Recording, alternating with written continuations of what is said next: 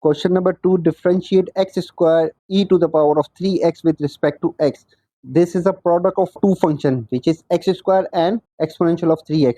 So when we have the product of two functions, so we will use the product rule, which is duv with respect to dx is equal to u derivative of v plus v derivative of u.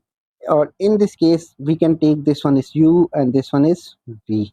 So when we derivate this function x square and time exponential of 3x with respect to dx, so first we take u, which is x square remains same, and derivative of the exponential terms, which is exponential of 3 derivative of exponential of 3x, plus exponential of 3x remains same and derivative of the x square with respect to dx.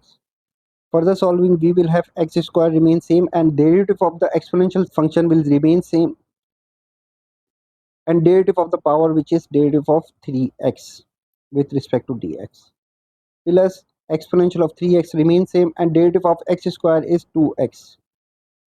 So we know that derivative of 3x is 3, so 3 times x square times exponential of 3x plus exponential of 3x times 2x exponential of 3x times x. So this is a derivative of the given function, which is x square times exponential of 3x with respect to dx.